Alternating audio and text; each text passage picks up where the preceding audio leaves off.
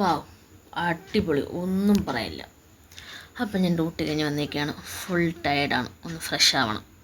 അങ്ങനെ നോക്കിയപ്പോഴത്തേക്ക് അമ്മ അമ്പലത്തിലൊക്കെ പോയിട്ട് അങ്ങനെ വന്നിരിക്കുവാണ്. പിന്നെ കുറച്ച് നേരം കഥയൊക്കെ പറഞ്ഞിരുന്നിട്ട് പിന്നെ ഒരു കോഫിയും ഇട്ട് പിന്നെ അമ്മ പുട്ടാണ് വെച്ചിരുന്നു. റവപ്പുട്ടാണേ. റവപ്പുട്ടും നമ്മുടെ ഈ നാടൻ ചിക്കൻ പെരട്ടും ഞാൻ വരുന്ന വഴിക്ക് മേടിച്ചുകൊണ്ട് വന്നു. അങ്ങനെ അതും ഒരു കോഫിയായിട്ട് ഇന്നത്തെ ഡിന്നർ സെറ്റ് ചെയ്തു.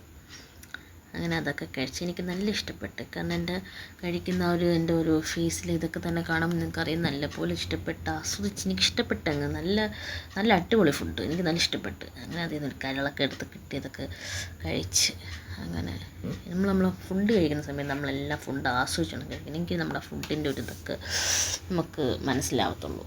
ആസ്വദിച്ചാണ് നമ്മൾ ഫുഡ് കഴിക്കും. ഒരിക്കലും നമ്മൾ പെട്ടെന്നോ ധൃതിയിലോ അങ്ങനെയൊന്നും കഴിക്കാൻ പാടില്ല. കാരണം നമ്മൾ ഫുഡ് ആസ്വദിച്ച് വേണം കഴിക്കും. അങ്ങനെ കഴിച്ചൊക്കെ കഴിഞ്ഞിട്ട് കൈയൊക്കെ കഴുകി കുറച്ച് ഇങ്ങനെ വീഡിയോസൊക്കെ എടുത്തു. ബൈ.